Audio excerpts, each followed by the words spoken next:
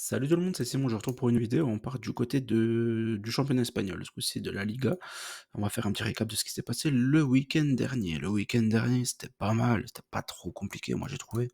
Cependant, là, je me suis pris la tête pour rien, que ce soit le Barça et le Real. Je me suis dit que la moitié des matchs de Ligue des Champions et tout, à la mi-temps des matchs de Ligue des Champions, avant les matchs retour, peut-être qu'il y en a bien une des 2 équipes qui va réussir à faire un match nul.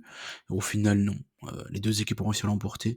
Donc je me suis fait avoir sur les 2 matchs parce que je trouve la cote, elle permettait pas de prendre Barcelone au nul et Real au nul, donc il fallait gonfler tout ça, il fallait prendre un over avec. Et au final, c'était pas voilà, c'est pas passé.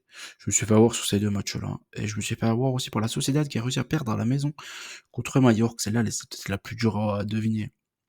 Je pense que Sociedad Mallorca, j'aurais jamais pu prendre, Majorque. Donc là, j'ai aucun regret.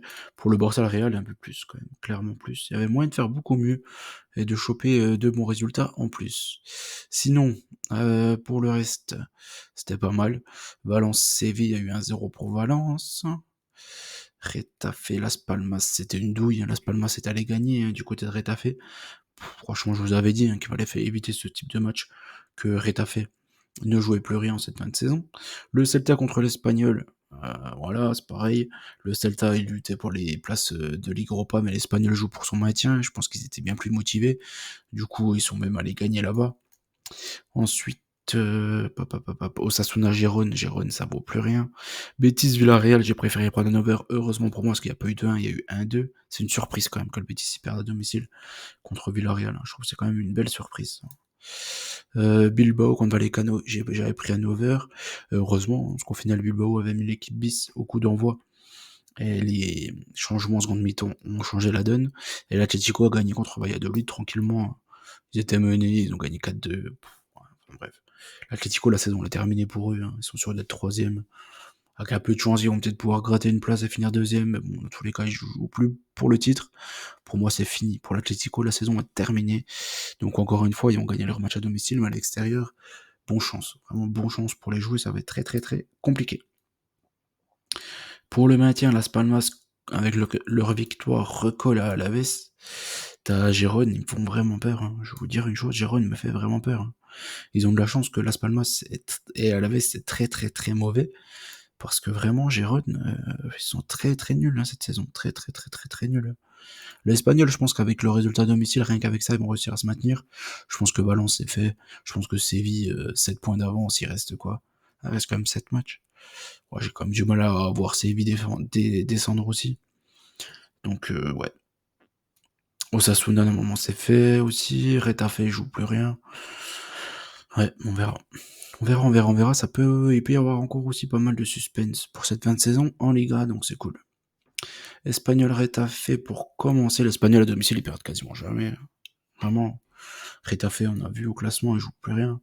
L'Espagnol, en gagnant, je pense qu'ils vont recoller à Retafe. Ils ont 39, l'Espagnol 35.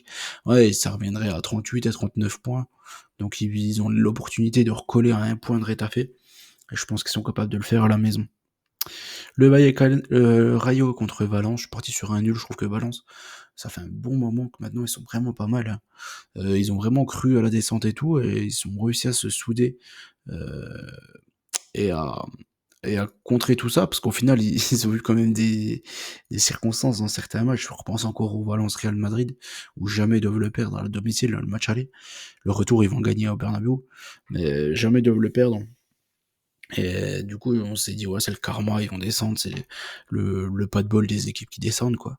Bon, au final, non, ils ont réussi à se ressaisir, et c'est très bien, je suis vraiment content pour cette équipe de Valence. Barcelone contre le Celta, je suis parti sur une victoire du Barça, difficile, dans la grosse douleur. Je suis pas sûr que le Celta va s'érétrier par le Barça, mais je pense que le Barça va quand même gagner. Mallorca contre Leganés, j'ai pris une victoire des Mallorquins. Je pense qu'ils ont montré de bonnes choses contre la Sociedad, ils sont peut-être capables de faire encore un bon résultat contre Leganés. C'est un peu plus compliqué quand même. À domicile, ils perdent quand même rarement. Après Mallorca, c'est chiant. Ouais, je sais pas trop. Pas un match à jouer, ça, encore une fois. Las Palmas contre l'Atlético, je suis parti sur un nul. J'ai pris à peu près le même raisonnement que j'avais eu, pour le match de l'Atlético à l'Espagnol, hein, qui m'avait réussi parce qu'il y avait eu un but partout en score final et c'est le score que j'avais donné, à l'Espagnol à Barcelone. Je pense que contre Las Palmas, pareil, ils seront bien plus motivés que l'Atlético qui, comme je l'ai dit, ne jouera plus rien, je pense, jusqu'à la fin de la saison. Donc je pense que avantage Las Palmas sur ce match-là. Et comme Las Palmas, ils sont vraiment très faibles, je pense que l'Atlético a quand même beaucoup d'attaquants. Sur l'autre, Cotirant, il fait du bien. T'as Correa aussi, franchement. Je trouve que c'est tellement triste, hein. Enfin, je vais pas revenir dessus. Qu'ils soient entraînés par Simeone, j'aurais bien vu l'Atlético avec un bel entraîneur qui joue au foot, hein. Il y a vraiment de quoi faire. Et quand je vois les stats de Julian Alvarez cette saison, c'est incroyable. Vous regardez le nombre de buts qu'il est censé mettre là, en XG avec le nombre de buts qu'il a marqué. Franchement, lui, il est bien au-dessus. Contrairement à d'autres joueurs, il est bien, bien, bien au-dessus. Valladolid contre Osasuna, je suis parti sur une victoire d'Osasuna, mais bon, presque pareil, Osasuna joue plus rien. Valladolid non plus, vous allez me dire, ils sont sûrs d'être maintenus, mais bon, ils vont peut-être bien faire encore une petite victoire d'ici la fin de la saison quand même, hein. Donc faut se méfier quand même de ce match-là. Après, normalement, Boudimir, il marque, hein, ici. Villarreal contre la Sociedad, je suis parti sur une petite surprise, je suis parti sur un nul entre les deux équipes, parce que je trouve la Sociedad, ils ont fait un mauvais résultat la semaine dernière. Villarreal, ils font pas d'énormes résultats, j'ai trouvé, ces derniers temps à domicile. Ils ont fait une grosse surprise du côté du Betis, mais bon, ils restent sur 2 ou 3 matchs d'affilée sans victoire à la maison, je crois. Et la Sociedad, c'est toujours chiant à jouer, la Sociedad. Très chiant à jouer. Donc je pense qu'ils sont capables de quand même de faire quelque chose. Du côté du Villarreal, pourquoi pas. Pourquoi pas. Séville à la baisse, Séville a encore besoin de points, on va dire, pour se maintenir officiellement. T'as Alaves qui a besoin de points aussi pour le maintien. Donc là, je suis parti sur un nul. Je pense que le nul peut satisfaire Séville, mais un peu moins Alaves. Donc à voir. À voir quand même ce match-là. Il y a peut-être moins de choper des over en live ici. Le Real contre Bilbao. Je suis parti sur une petite victoire des Madrilènes ici. En plus, ah oui, j'ai pas reparlé de ça. Il y a Mbappé, il a pris un match de suspension. Je crois qu'on se rend pas compte quand même. Vous avez vu son tacle, hein. Un match. Enfin bref. Après, on va dire qu'il n'y a pas de corruption et tout. Enfin bref, c'est lamentable. Vraiment lamentable. D'ailleurs, lui, il est encore une fois lamentable. Je vais pas revenir sur son cas, hein. Vous savez très bien l'amour que je lui porte.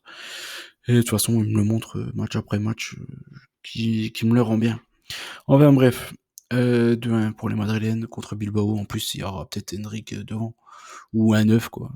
Même n'importe quoi, n'importe quel 9, ça changera des matchs habituels. Gérone contre Betis, je suis parti sur Betis au nul. Sur ce match-là, Betis, ils ont fait une contre-perf la semaine dernière. Là, ils ont l'occasion de se ressaisir, sachant qu'ils jouent Gérone, sachant que le match à Jagiellona, normalement, c'est plié par rapport au match aller. Je pense qu'ils vont faire le strict minimum du côté de Jagiellona, même faire des changements très tôt, voire même un peu de rotation, même en pré-match. Donc je pense que contre Gérone, ils devraient faire un bon résultat. Là, je suis parti sur une petite victoire. Donc voilà, j'espère que la vidéo vous a plu. N'oubliez pas qu'on gagne, on perd ensemble. Je vous souhaite bonne chance à tous et je vous dis à très vite. Ciao tout le monde.